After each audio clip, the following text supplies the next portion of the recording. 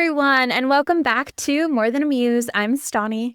And I'm Sadie. And happy Women's History Month, the best month of the year, our favorite Yes, month, because not only is it Women's History Month, but it is also, March Madness, which we haha, love. This is our own version of March Madness, has nothing to do with basketball, thank heavens, no. and everything to do with women's rage and anger, which Mm-hmm.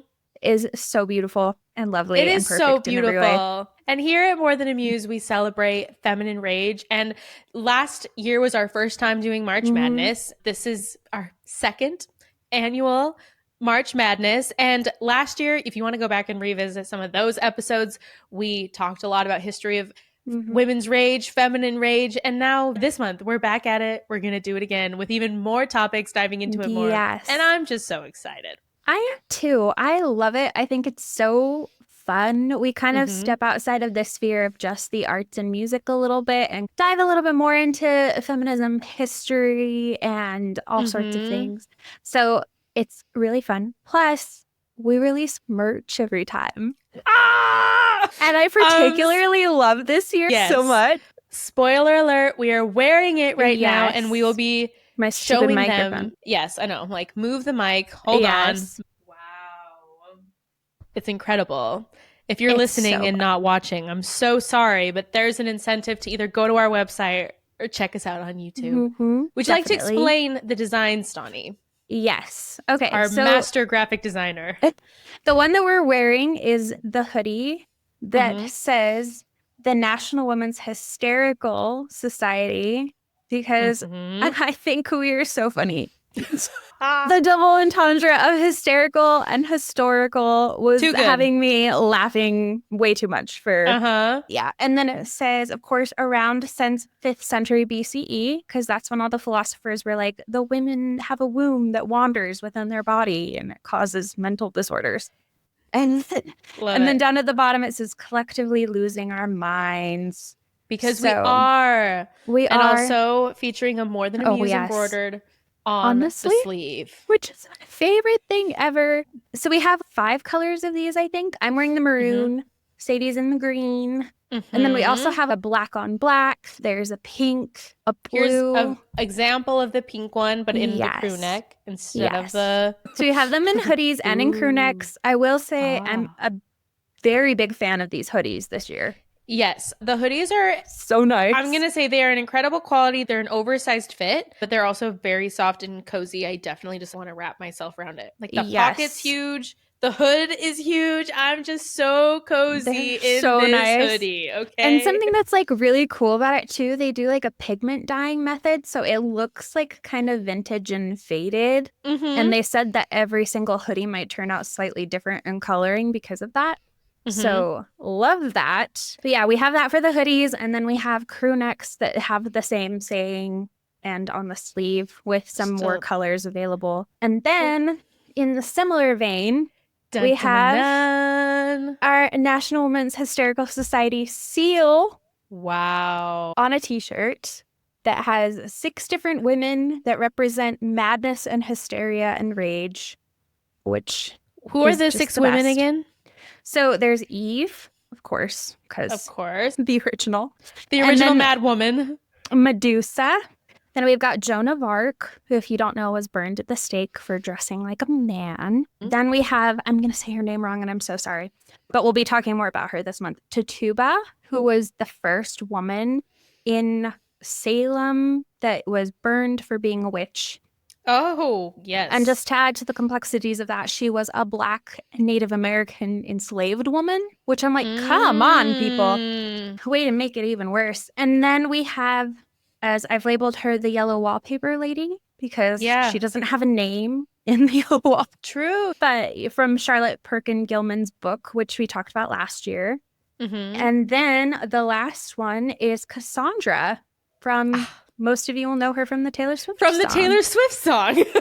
But she was the prophesier who had all these prophecies and no one ever believed her, even though she told the truth every time. She told the So, truth. yep. This is also a very good oversized fit. So keep that in Yes. mind. These are Great t-shirt. comfort color tees if you're Familiar familiar. with that? And then our last one Ha ha which is ha. like our most subtle, but also like not. Not our most subtle by being the most abrasive. Yes. It says Wow. emotional and ungovernable. And then it also has the 5th century BCE and then the little NWHS for National Women's Hysterical Society. And emotional and ungovernable was the definition on Wikipedia of hysteria. And I just started laughing so hard. Yeah. Describing like a woman's condition as ungovernable is perfect. Yes. So that's that one. But yeah, I'm excited. We're also talking a lot about hysteria this month. So it's all very fitting. Also, I'm going to do some self promo as if that's not what I haven't been doing this whole time. But I have a music project called Daisy, spelled Dasie. Last year, I put out a song called Hysteria. And it's amazing. Happy Women's History Month. It's we like the happiest hysteria. song about hysteria. It's the happiest song about the crisis of women's health. Because you're just reclaiming it. You're like, you know what? I'm going to go nuts. Song. And I don't even care if people are mad about it. Watch me go insane. Exactly. It's the best. So, shout out to Hysteria. Yes. Shout out to Women's Rage. And we're celebrating it. I felt very good because I went and got a sandwich yesterday. And the woman taking my order said, that sweatshirt is so funny. And I think she was probably surprised by how appreciative I was. Oh my gosh, I appreciate that so much. And then I didn't say, it's for my podcast. I should have. Then she would have understood. But I was like, it's for a podcast called More Than Amused. Check it out. Yep. And for all of you who were around last year, our Myths of Madness sweatshirt is still up there. Yes. And I actually am going to add a few more colors. So that'll be on there too. And plus in the embroidered sleeve. Yes, it will have the embroidered sleeve. And that was by far bestseller. Amazing. Did so good on TikTok. If you're new, it has a bunch of like creatures and things that women are called when they're angry, like harpies and sirens and all sorts of stuff. So you can also check out that one if you want. That's the merch. Shout out to Stauney, our incredible graphic designer. She does the work. It's incredible. Yeah, I try my best. I definitely think we'll be doing more with this hysterical society in the future because it's just too funny to only have it be. It's just too funny.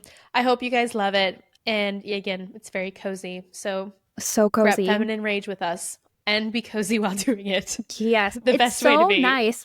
Like, it's cozy, but it's not furry too much on the inside, so it doesn't feel like too heavy in any way either. I'm obsessed with these hoodies, you guys. Summer hoodie for when it's 10 p.m. and you're outside making s'mores. Yes. Like, I'm so excited. I might order like, and I think I actually need every single color. Thank you very much. Yeah, absolutely. Yeah. Anyways, had to start off with that, obviously.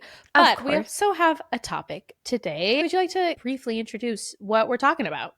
Of course. Like I said, this month we love to talk about feminine rage and women's madness and all of the things that accompany that.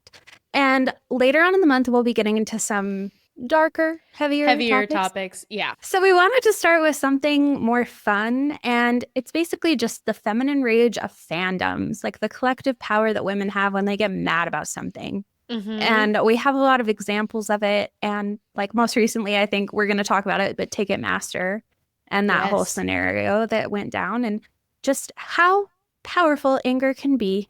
Absolutely. And also just the concept of a fangirl. That was one of our very first episodes that we ever did, was talking about fangirls and how, first off, it's been around forever. With the first man who like had the typical swooning girls was like a poet, Lord Byron, I think. Yeah. And eventually with Beatlemania, and of course, as we know, fangirls today with Justin Bieber, One Direction, and Taylor Swift, and also a lot of K-pop fans.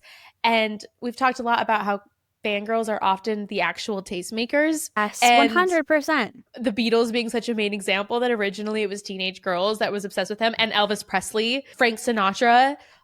They got big because teenage girls decided they were cool and loved them and were willing to support them. And now Beatles are for the cool indie boys. It continues to happen to this day. Is the life cycle of musicians. Like, you want to look at the top blockbusters, the top selling artists, like all of the top most listened to, most appreciated things are usually all run by female fans.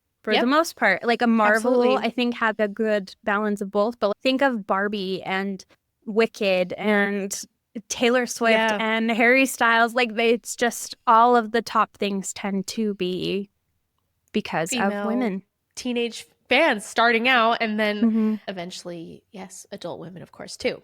So yeah, we love fangirls. We're obviously fangirls, of course, in our own ways. And it's cool how legitimately these fan movements can sometimes bring across like actual legitimate change. And it's incredible to see and start important conversations too. Definitely. Yeah. Cool. So we're going to talk about a few of those. I had some like historical, like tiny little ones I wanted to bring up before we get into these. Obviously weren't as like big of a deal, but I just thought it was funny. Apparently when Little Women came out, people like flipped out that Joe ended up with the Professor Bear instead of Lori. Yeah, which is fair. It's like a ongoing debate, right? Yeah. Should have she been with Lori or not? And Louisa May Alcott apparently said that she thought romantic expectations for women were ridiculous. And she said, I won't marry Joe to Lori to please anyone. And she obviously didn't. Yeah. But that was one of the first widely debated love triangles in literature. Wow. And now we've had Edward and Jacob and all the others. Do you have a strong opinion on should have Joe and Lori been together? I like that he ended up with Amy. Is that weird? You too. Lori was like a gentle little soul, and like Joe was very headstrong, and I think she might have steamrolled over him a little bit for the rest of their lives. I just think she needed like a more strong personality like her. She was right, I think, in her analysis of the situation of we would never be happy together. No. And she didn't love him. She just liked being loved by him, which of course, who wouldn't? Oh, yeah. Who doesn't like being admired? But Amy like completely adored him. He was able to see her as like a woman instead of a little girl. I think they made a really good pair. But I think so too. I do think when you're a kid, it is really jarring because you're like, no, main girl, main guy always end up together. What do you mean he got with the sister? That she married some old professor. But I think she knew her characters, didn't she? I think she did too. Another one that I thought was funny was Sir Arthur Conan Doyle, who was the author of Sherlock Holmes. He killed off Sherlock Holmes in The Final Problem in 1893. Fans lost their minds, started wearing black armbands in public, and writing angry letters to newspapers as if Holmes was a real person that had actually died. That's hilarious. Conan Doyle thought that killing Holmes would free him to write more serious work, but instead the backlash was so intense he was forced to resurrect Sherlock in 1901 with the Hounds of the Baskervilles, and again with the return of Sherlock Holmes. And that's one of the first recorded instances of a fandom successfully pressuring an author to undo a major plot decision. What have I done? Yeah, they were mad he brought him back to life. That's really funny. And that actually reminds me of a TikTok that I saw recently. First off, have you read the A Court of Thorn and Roses series? I read the first book, and then I started the second, and I didn't finish it. No worries. A minor spoiler is that there's 2 instances in these books where important characters die. No, oh my gosh, there's 3 instances in these books where people die and then not even a chapter later, they are brought back to life. And I saw this TikTok talking about like more authors need to be killing their characters. Yeah. And I think now there is such a reaction to wanting to appease the fans that it makes the books not, I don't know, like maybe it's more of a trope where it's like books don't really feel like they're like sticking with you as much, or like people will do things out of character. Like, be brave, own it, kill your characters. Well, I thought that was an interesting point. Not that I'm like a fan of J.K. Rowling anymore as a person, but the Harry Potter series will continue to be a favorite. She killed her characters. She killed her characters. And you know what? It needed to be done. You can't make it through a war without anyone dying. And did it suck? 100%. Hated it a whole lot. Like, but when Fred and George died in book 7, hello? Or obviously in the obvious one of Sirius Black, Dumbledore. Every time Dobby dies, every single time, real tears, drives me crazy. Like it is devastating. And like you said, you're telling me there's a war going on and no one that we know the names of die? It's like, no, you have to kill some of your main characters in situations like that. Otherwise, it's just not realistic. Exactly. And I So, understand a lot of these books are meant to be escapism. They're just meant to be mm, fun little stories. I think the books would maybe pack a little bit more of a punch if we actually felt there were higher stakes going on. yes. There's books So, that don't require death. If you don't want it, read a romance. I don't think anyone should ever die in a romance novel. I'm looking at true, you, true, true. Nicholas Sparks.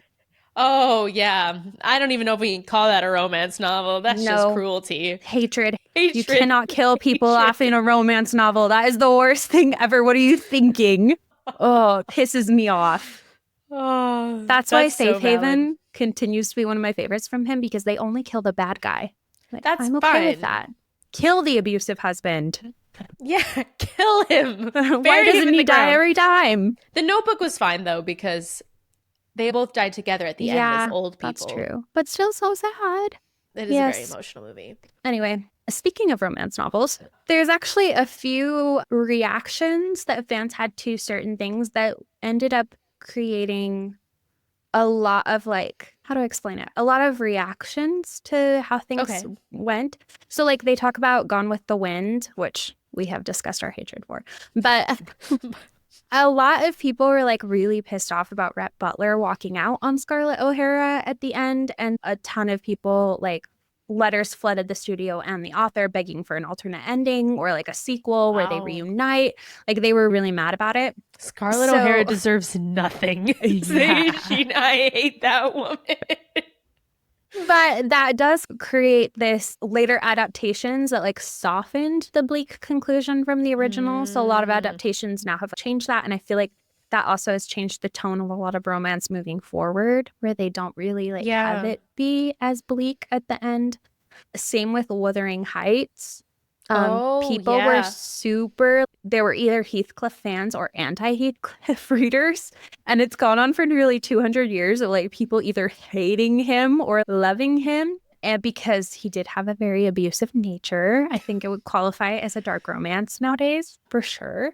So that also is like how dark romance tropes are viewed today, where you have some people that really lean into the Heathcliff nature of their protagonists and some that don't, and how that divide happens.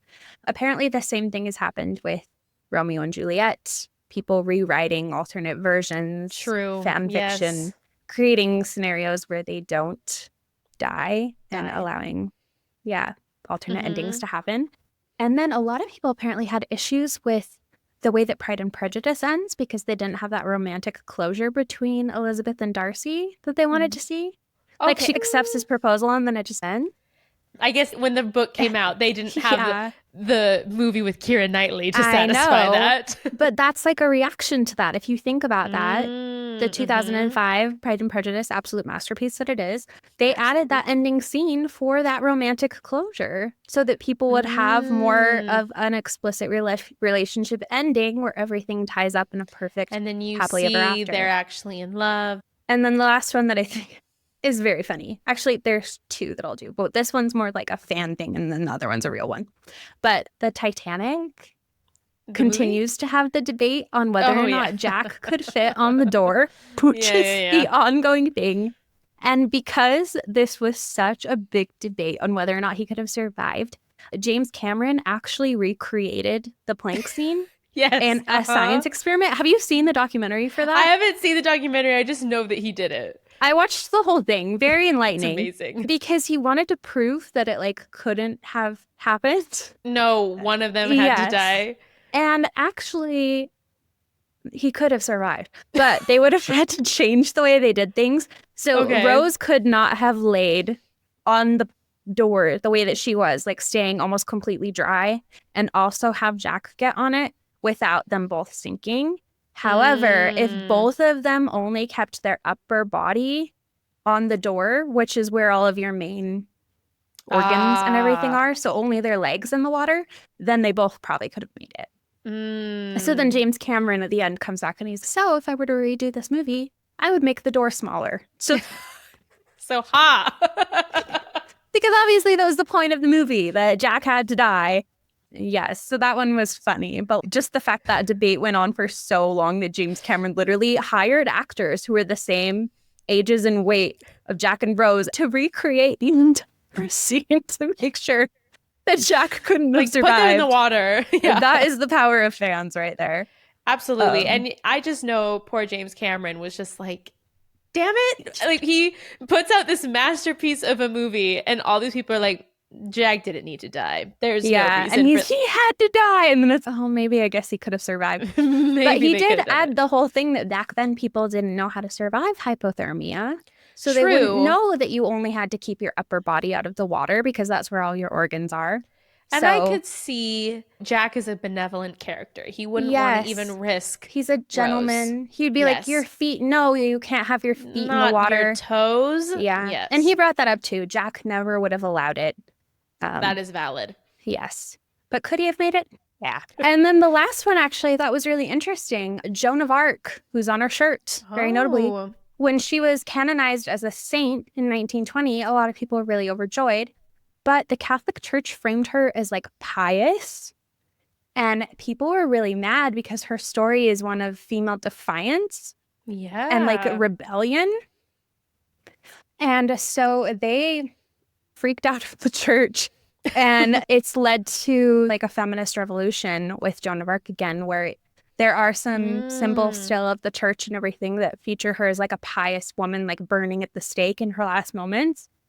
But a lot of other imagery has turned to showing her in her full armor heading into war in the rebellion that she was. So I thought that was interesting too, like a positive way to make sure that people's legacies are carried on how they're supposed to be rather than watered down to what someone wants them to represent.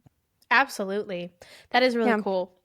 Awesome. We have a couple other examples of pretty much just like fandoms and what they have managed to accomplish, some with different levels of importance. Yeah, but definitely lots of levels of importance. So the first one that we'll start off is the Britney Spears fan movement, which is also hashtag Free Britney, which was a very incredible thing that we saw happen in live time. I know. In recent years. We started and did a Britney Spears episode and then had to go back and talk about it again in the lens of all the new stuff that has been happening with the conservatorship and everything, just because it was like happening in live time, like so recently. But for a little bit of context and also a reminder that we have a Britney Spears episode, but we also have an episode about Camille Claudel and the Free Britney movement and kind of comparing those. Camille Claudel was an artist, a sculptor, right?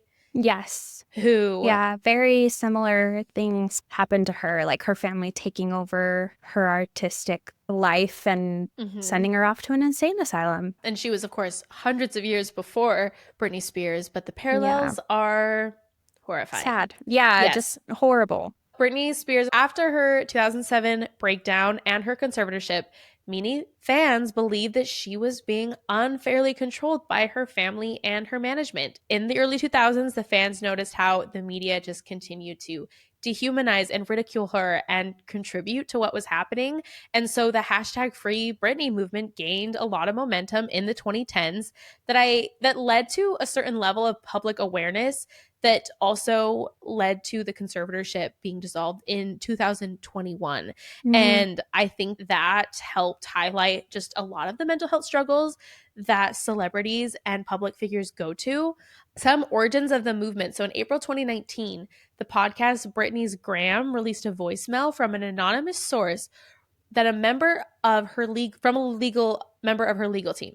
The source alleged that Britney was being held in a mental health facility against her will and that her conservatorship, initially intended to be temporary, had been unjustly extended. And then this is what sparked the hashtag Free Britney movement, with fans organizing protests at this point and then to demand the transparency. And the online activism just continued. I think that online activism is a legitimate form of activism. I think that is being proven in situations like this, because also supporters would show up in person but also virtually and would talk about this. And I think that in COVID, I think when people were on their phones and like seeing all this and like all these people like breaking down and like pointing out the fact that, oh, but if you're in a conservatorship, why are you also on a world tour? People pointing these things out made people realize what was going on, which then led to media attention and documentaries. Like the Framing Britney Spears was released in 2021 that examined all of the situations surrounding the conservatorship.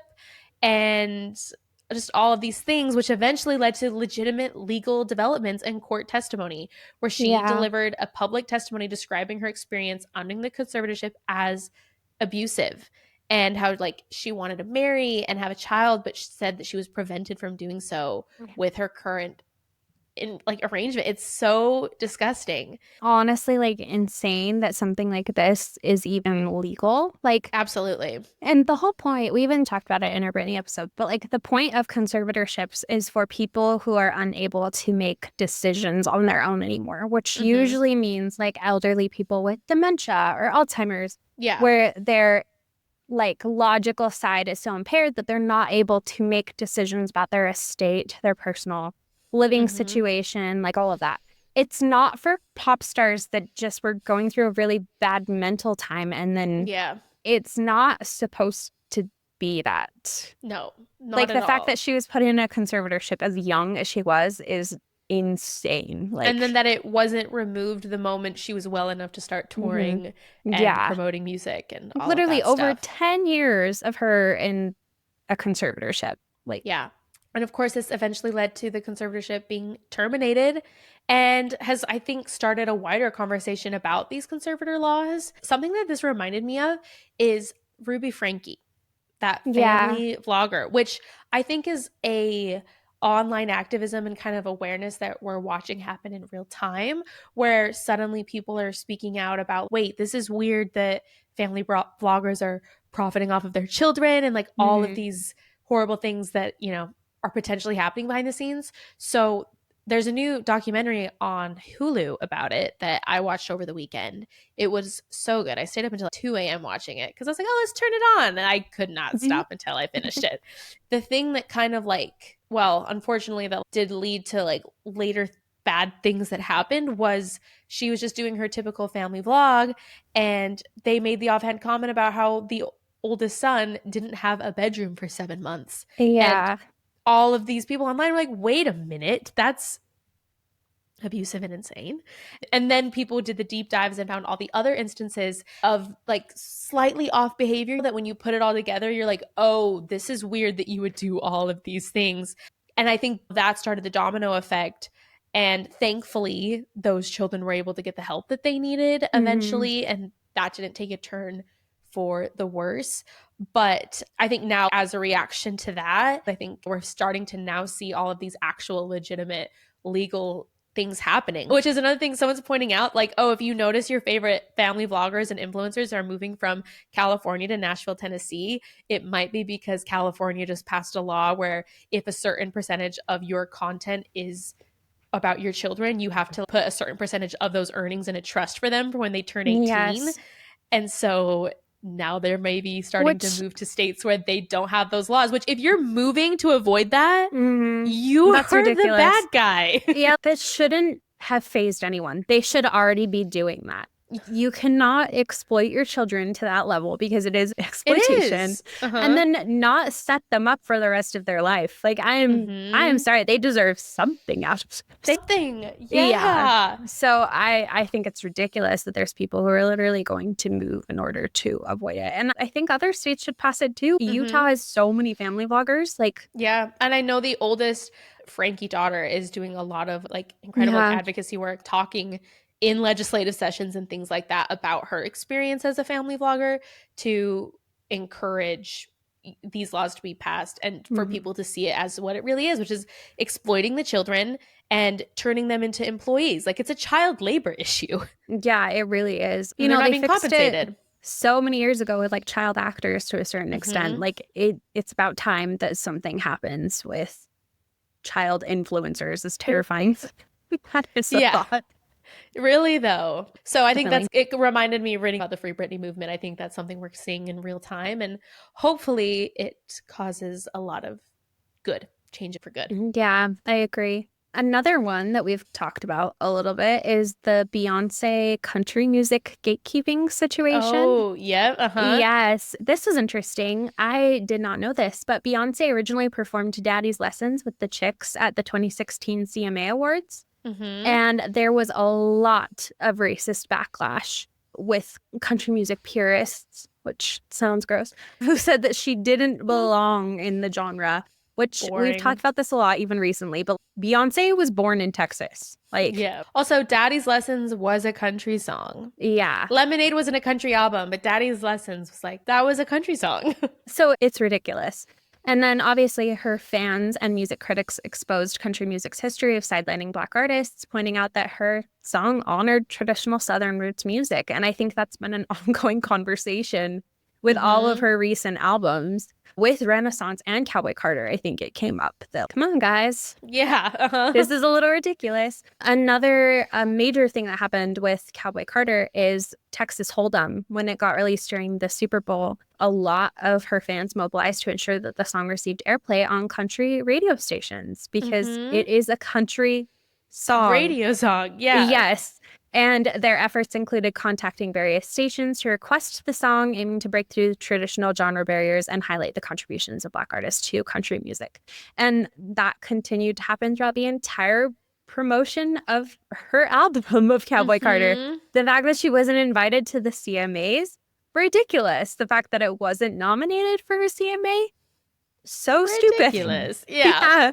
And then to go on and win the Grammy for Country Album of the Year, like, thank heavens, and Album of the Year, but still, like, how frustrating would it be to make an entire country album and then have the entire country genre basically say, no, not like that. Yeah. So that was a very crazy thing. But I think the radio campaigning was really amazing. And it did, it worked. They did a lot, They got quite a few stations to finally play it, I think, because it ended up charting on the country charts. It did anyway, but, like, they actually got it on the radio airwaves because it was #1 on the country charts, and then they're not playing it on the country radio station, which, come on, that's dumb. Not clicking here.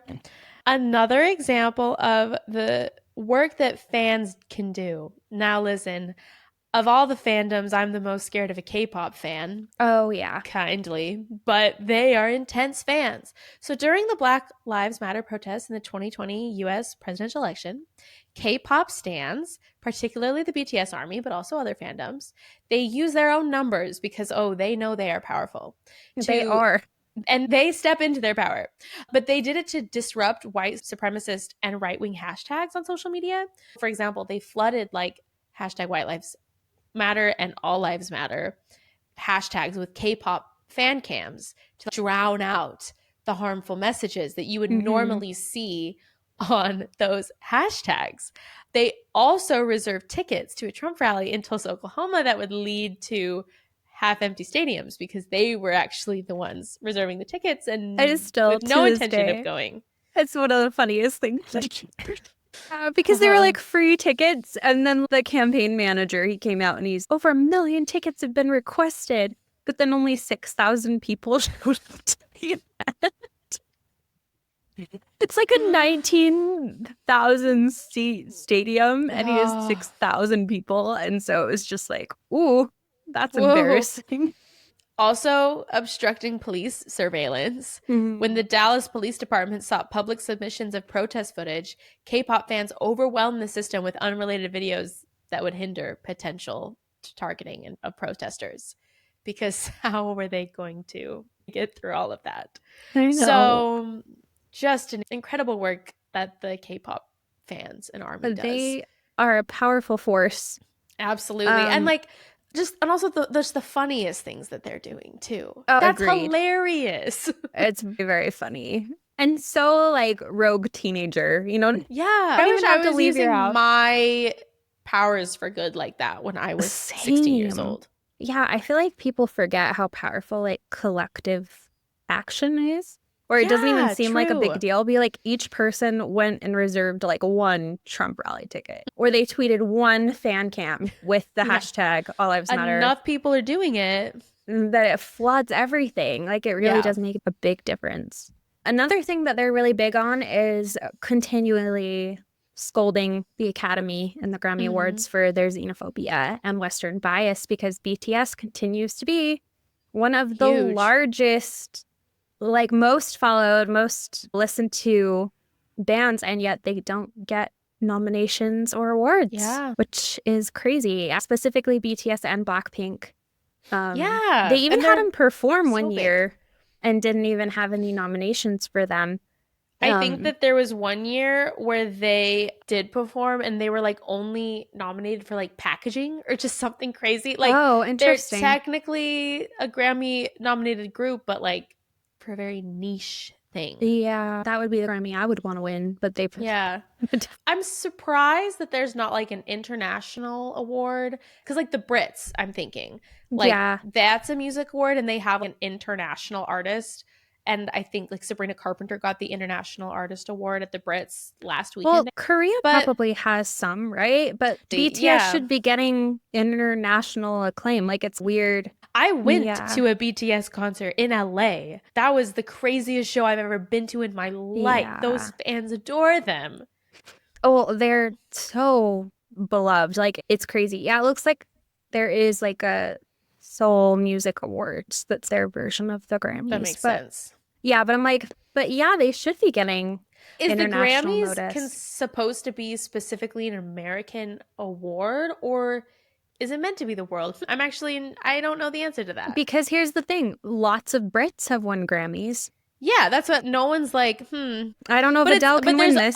Yeah, exactly. But there's obviously like a bias to like English music. Like a Grammy Award is a series of awards presented annually in the United States by the National Academy of Recording Arts and Sciences or the Latin Academy of Recording Arts and Sciences. So maybe the Grammy Awards are like an American thing. Interesting. And then they also looped in Latin Grammy nominations. So if there's songs that are sung in Spanish or Portuguese, then they can also be nominated for that category of the Grammys.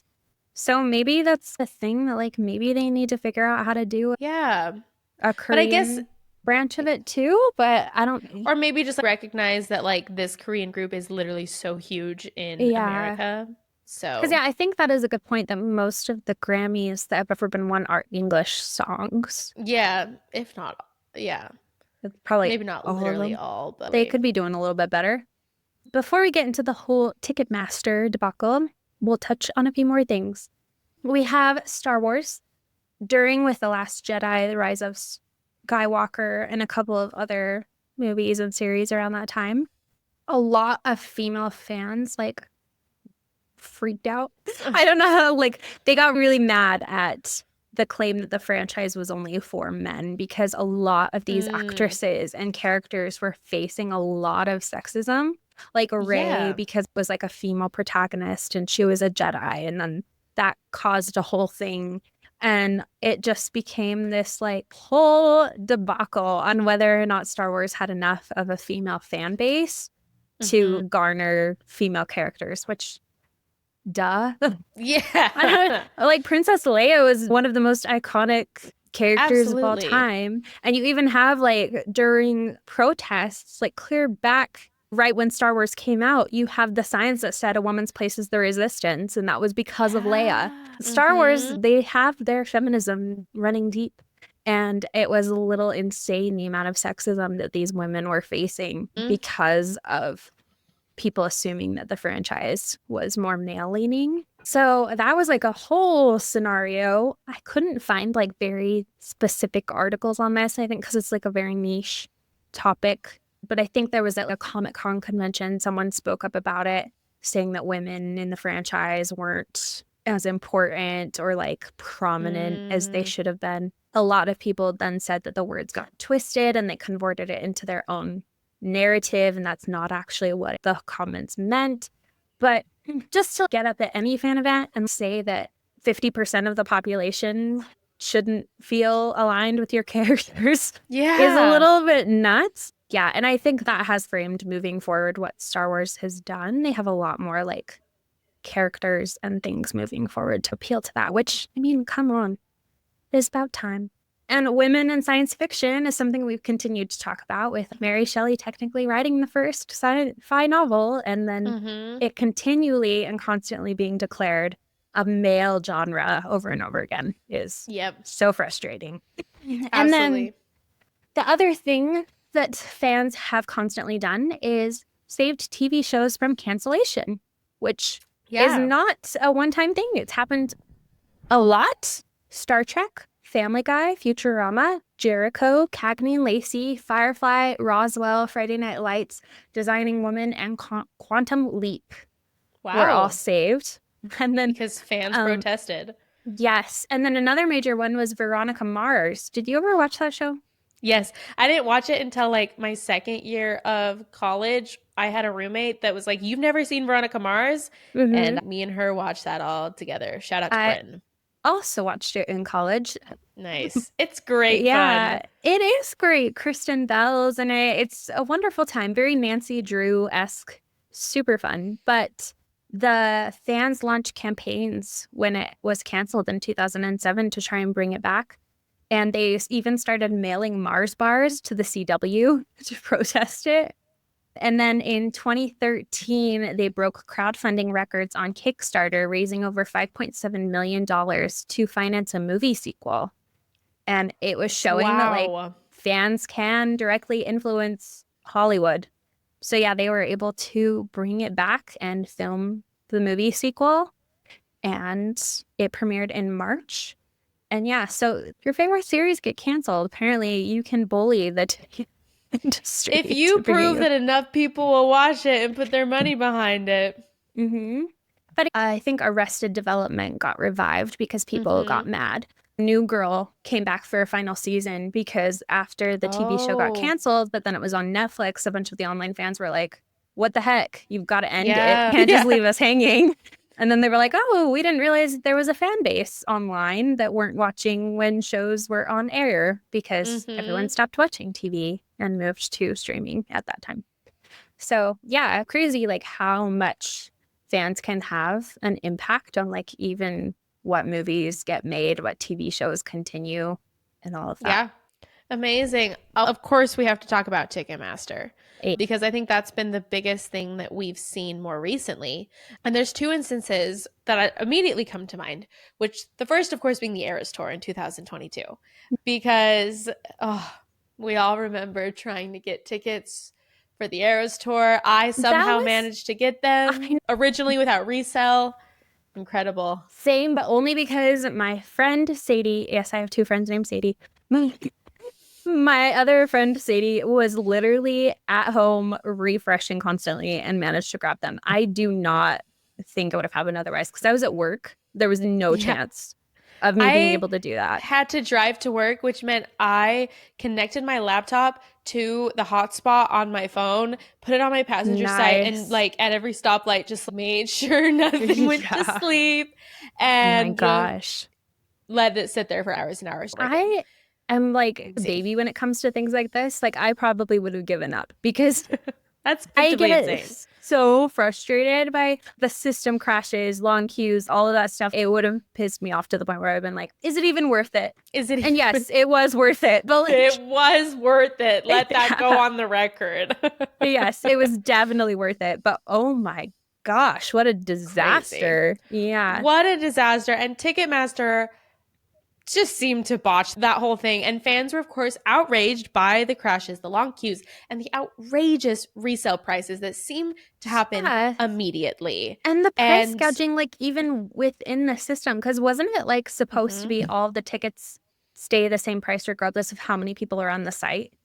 But then it like theoretically, flipped and started doing yes. it. So because there were so many people, they raised the prices of all of the tickets. Yeah, I think that's the dynamic pricing. And also, too, another thing that we're seeing more of and more of is of tickets like being almost purchased by bots because resellers are going to try and Yes. get it at a higher value as opposed to no, let's try and make sure that actual fans are getting these tickets first. That's supposed to be the point of a pre-sale, and you're supposed to have these things in Yes. place so that this doesn't allow for Man. this to happen. And the fact that this was even a pre-sale. A Like, pre-sale, yes. and that happened. Crazy. Oh. But the collective fury truly led Hmm. to lawsuits, like congressional hearings on Ticketmaster's monopoly. And it brought people aware of it. And if a fangirl becomes upset, you can count on a fangirl to make it everyone's Oh, problem and everyone to heard about it. point out the injustice that's happening. Also, putting a lot of pressure on Live Nation Entertainment, which is Ticketmaster's parent company, which to like, for one, be more transparent, and also let's look at this monopoly here over the entertainment industry and why do they get Yes. to Well, be in charge of I everything. think the crazy thing about Live Nation, they also own most of the resale sites. So it's in their best interest to allow a lot of resellers because then they make the fee prices back on tickets that they've already sold. So it's a Also, whole thing. Live Nation has so many of the venues just around Yeah. America that it's like if an artist were to say, oh no, then I'm going to not use them, they actually have no choice because Mm, if they want to get to a certain level in their career, like you have to use them because a lot of times venues are particularly partnered with Live Nation who uses Ticketmaster. So like yeah. you have to use them if you're going to play in these venues. Another example with Ticketmaster is when Beyoncé tickets went on sale just a year later. I think the fans anticipated the chaos a little bit more. And the Beyoncé fans were one of the first fandoms to proactively organize against Ticketmaster, using social media strategies to avoid the dynamic pricing and the scalper bots. Ticketmaster still had major issues. Apparently, though, Beyoncé's team strategically rolled out ticket sales in waves across cities to Mm, prevent the disaster of the Eras Tour presale. And yeah. then, though, paired with the the Swifties' congressional pressure just led to continued scrutiny of Ticketmaster's monopoly and everything. I'm going to lean in talking a little bit about suing of Ticketmaster. It's a little confusing just because, like, at a certain point, like, there is like legal jargon and like awareness of monopoly law and like all of this stuff. But a group of almost 400 fans of Taylor Swift and other musicians even filed a lawsuit in California against Ticketmaster and Live Nation, accusing them of colluding with partner organizations to drive up ticket prices for concert goers.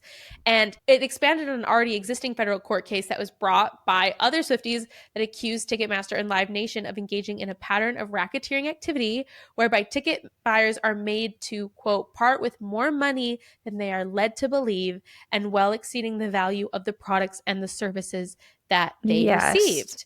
Just an overall lack of transparency where you're told like, oh, tickets are going to be about this much, and then you go online and all of a sudden they're hundreds of dollars more, and Yeah. yeah, you can't prepare for that. So the plaintiffs allege that Ticketmaster and Live Nation's conduct amounts to a violation of the Racketeer Influenced and Corrupt Organizations Act, better known as RICO. The legislation was famously used in the 1980s by the U.S. Department of Justice to bring down high-ranking members of the New York Mafia. Why does that not Hello? even shock me that we've reached the point where corporations are on level with the 80s mafia? I'm not even surprised. Literally. I'm like, okay, Literally. yeah, sounds about right. And again, the Swift fans allege that Ticketmaster and its parent company colluded with stadium venues and other partners in a way that meets the definition of an illegal enterprise. Quote, Hmm. these businesses are working together as members of a monopoly, and we call them a cartel. They monopolize the market so that an individual consumer does not have a fair chance at a fairly priced ticket. Of course, Live Nation labeled the claims as baseless. Quote, this lawsuit is based on false assumptions about how ticketing works. Artist teams, not Ticketmaster, set ticket prices. But Live Nation does not own stadiums in the US, and primary tickets are consistently priced below market value, as evidenced by resale prices averaging more than double. Okay, then stop the reselling. Like, Yeah, I'm sorry, put but rules on that. resale is not market value. Yeah, No, yeah, and I don't think it ever will be. Like, that is absolutely ridiculous. Did you hear about the yeah. crazy, like, Costco Pokemon card situation? No. Costco came out with these boxes of Pokemon cards, and people were literally like trampling to get them. And they were selling them for, I don't know, I'm probably getting it wrong, but like a reasonable price, $40 or something. And then Okay. the resale prices online are like $500, if not more, because Oh, it's just, I'm sorry, but we've reached the point where like the resale prices are not even how much a lot of these things are actually worth. worth. It's just Yes. that people are willing to pay an exorbitant amount of money because we are so afraid of missing out on things, or Mm-hmm. because the way that it's happened, where there were people at Costco filling their carts to the point where Costco had to say, no, limit one per family Yeah. or like two per family and check Oh, IDs in order to make sure that people didn't abuse the system. If you set up the system so it can't be abused, then you're not going to have resale prices like that are let's way try. beyond 10 times. Like, resale is not the market value. I'm sorry, that's ridiculous. Yes. At the time of all this happening, Live Nation cited that it was the historically unprecedented demand for Taylor Swift tickets. They blame that for the poor customer experience. But then in a statement, Taylor Swift herself said that she had asked, quote, multiple times if they could handle this kind of demand, and we were assured they could, adding, it's really difficult for me to trust an outside entity with these relationships and loyalties, and excruciating for me to just watch mistakes happen with no recourse. Because people were really mad about this, and Taylor Swift doesn't speak up on a lot of things. I'm not saying that even critically, just a fact. She doesn't do it. So for her to go on and publicly acknowledge this was huge. And yeah, it led to a hearing in the US Senate on the ticketing industry. And in May, the US Department of Justice filed an antitrust lawsuit seeking to break up Ticketmaster and Live Nation because it accused it of abusing their alleged ticketing monopoly to trample competitors. There has been I don't think it's necessarily worked yet. In a California district court, the presiding judge ruled Ticketmaster's arbitration terms to be unconscionable. And then in October, that decision was upheld on appeal. But Live Nation has said it will ask for its arguments to be reheard. Until then, everything's just on pause. And yeah, I don't know if fans are going to be awarded compensation. I don't think that's true. I don't know how that would happen, but I like this quote that said, people believe that there is nothing that can be done. They believe you have to be rich to experience art in the United States. You're not going to see, in our case, a jury award $100 billion. It may not be flashy. It may not be sexy, but it will be justice. Yeah. Which I like that. Yeah. You shouldn't have to be rich to go to a concert. That's sad. Yeah. Yeah. Shouldn't be a whole month's of rent. Yeah. To go to a concert. The whole point of art is that it's supposed to connect people, right? That's the only culture we've got left. Yeah. It's the arts. Literally. So can we not make that also inaccessible to anyone? Yeah. It's hopefully things will happen with it that'll change. But yeah, speaking of the Eras Tour and the Renaissance Tour and all of that, I just wanted to end on a note that women have so much economic power. I just think it's constantly seen, and we've talked about this at the beginning and just everything, that women have so much power with your money. And especially because in our patriarchal society, women actually make the buying decisions for families most of the time on what brands are purchased, what food is purchased, what your family is eating, what they're wearing, where they're going. A lot of that falls on the woman. I don't think that's necessarily how it should be, but that is the case for a lot of families. And how powerful is that? That we could literally shut down an entire company if we wanted to. And that we're working to do it. Yeah. Yes. Breaking up monopolies. Yes. And have you heard of the economic blackout days that people are organizing? Yeah. Yeah, a lot of people are campaigning against a lot of the businesses that have funded the presidency right now or rolling back their DEI policies. They're moving against Meta and Amazon and Walmart. And I think that's really powerful that everyone as a whole can just be you know what? I'm not giving you my money anymore. You're not getting it. Yeah. And that literally could cripple these billion-dollar industries. In America, that's the only thing that can cause change is if the money changes. Yeah, seriously, though. And that's sad, but at the same time, it's we have the power. It's there. We're the ones spending the money. If you don't want to support an organization anymore, don't purchase. Yeah. And that's obviously hard in a lot of cases. Not everyone's in the situation where they can just be I'm not going to buy from Walmart anymore. But yeah, of course. There's a level of privilege there. Yeah, I think as a whole, we've seen the internet move a lot more away from fast fashion and being more cognizant and aware of what you're spending your money on and not purchasing things just to get rid of them. And I think that would be a really cool way to move forward in our society, is also being aware of what companies we're purchasing things from. Being I don't like them. I'm not going to buy from them. That's important. Yeah. Yay for being mindful consumers. When you buy something, plan on having it forever. Yes. Our merch. Make sure that who you're buying it from. And this is us. So I know. I'm don't mind our 10-minute intro selling our merch. Also, we're small and you're supporting us and making sure we can keep doing this. So it's got to be better than going and buying the exact same hoodie on Amazon. Yeah. Because Jeff Bezos has enough money, guys. He's got enough. He's fine. Yeah, he'll survive. He could literally make it 100 lifetimes. He's sending people to space for fun. I think he's fine. Yeah. Yeah, he's fine. So anyway, just a reminder that with all of this, like fangirls, fans, consumers, we have a lot of power. Yeah. So let's use it. Absolutely. Thank you for joining us for our first official episode of March Madness. I can't wait for all of the fun we're going to be having this month. We're having so much celebrating fun. feminine rage and yeah, just highlighting on that. So join us back next Monday. And yeah, our merch is going to go on sale officially Friday, March 7th. Yes. I don't think we even said that at the beginning. No, we didn't. It's on our website March though. 7th. Right in time for Women's History Day. Check it out. Send it to someone that you think would enjoy it.